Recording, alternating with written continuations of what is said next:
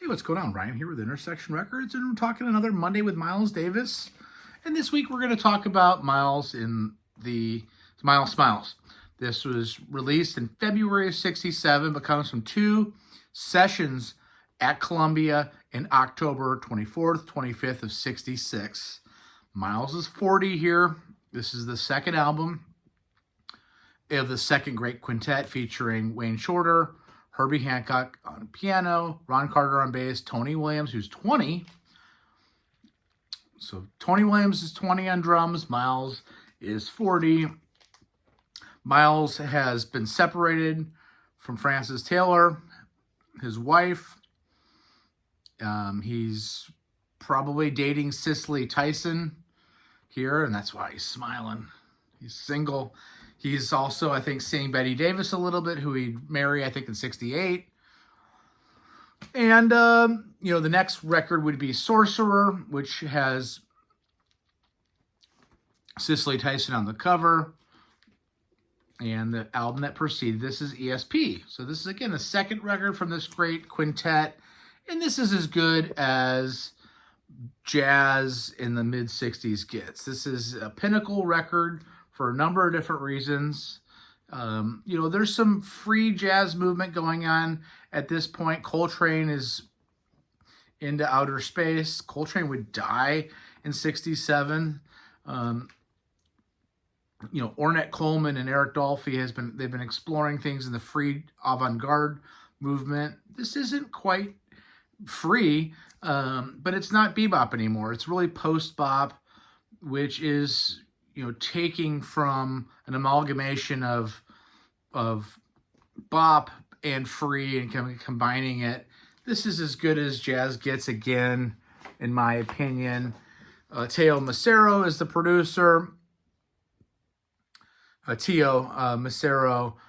And, this thing opens up with Orbits, which is a Wayne Shorter song. And it just flies from the get-go on this track. Williams is absolutely on fire. Hancock is the essence of post-bop piano playing. Taking lines, abstracting them, getting further and further away of the chords. It swings so hard. And again, the weird notes, the weird textures by Hancock. There's a lot of unison playing between Shorter and Miles on Orbits. Again, a Wayne Shorter composition. Just fantastic. The next song is a Miles composition. It's called Circle. It's a ballad. It is more of a hard bop blues structure around a ballad. And really, it's the only kind of slower song on this record, and the album needs it. It never gets boring, though. At almost 6 minutes long, Circle is just a great progression for the guys to play around. The next song, Footprints, is a staple signature tune. Kind of that mysterious riff on it. Da-na-na-na-na-na-na by Wayne Shorter. Miles is playing on this album, and Miles' ability to arrange these shorter tunes really makes this. And again, Tony Williams is just proving that he, at 20 years old, born in December of 45. No, he's not quite 21 here yet. It's as good as it gets. Footprints had previously been recorded for Shorter's solo album, Adam's Apple. Again, a signature song, kind of African cross rhythmic textures. Williams is starting and slowing down and changing. I don't know if it's technically time signatures, but the way that he's playing, and so is Ron Carter throughout the song. It's really just so interesting, and you could spend a whole show talking about Footprints. It's as good as post-bop. It's as good as '60s jazz gets, in my opinion. Again, this is the music that inspired the Young Lions movement in the '80s, the Marcellus Brothers, and ultimately people like Christian McBride and Roy Hargrove and Nicholas Payton. They're going down these rabbit holes And they still are, really. Dolores is this first song on side 2. Another example of some of the best drumming that's ever taken place in any genre. Tony Williams is just a history lesson, and Ron Carter's giving a master class in bass playing. You know, when you couple Herbie Hancock in on a rhythm section, is there a better rhythm section in the history of music between Williams, Carter, and Hancock? I don't know. Dolores would be a live staple along with Footprints and Gingerbread Boy that we're going to get to in a minute as part of Miles's now updated live. You know, Miles has still been playing So What into 66 and 67. He's going to refresh his live set with some of these classics off of this album.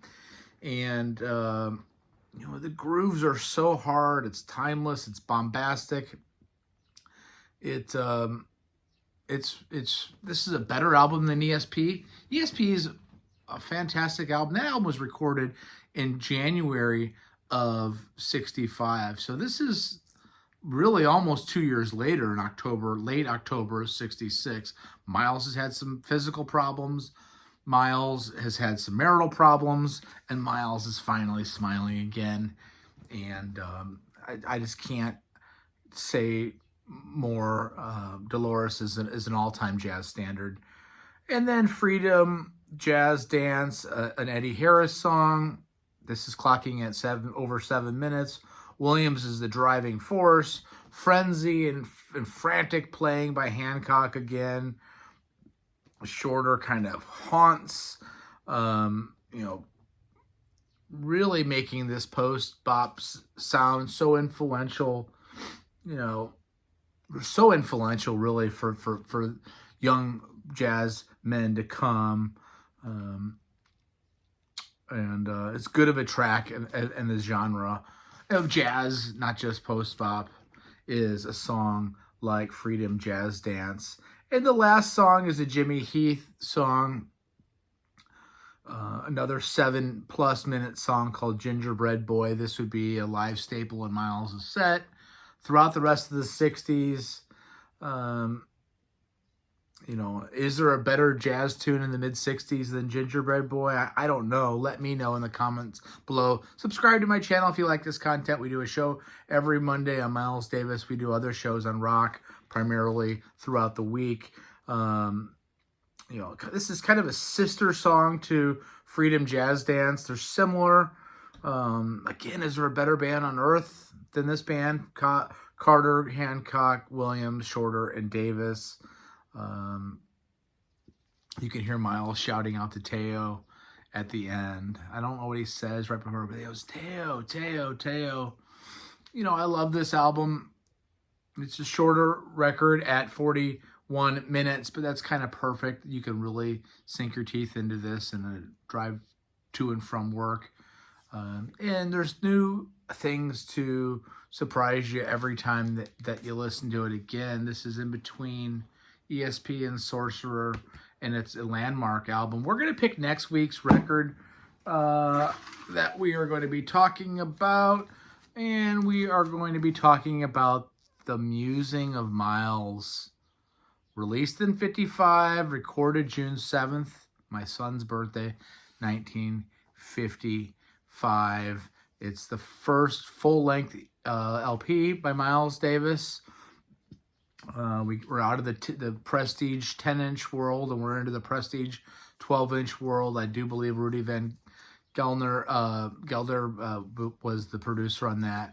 We're going to see you next week. Listen to Musing with Miles, and thanks for watching. Peace out.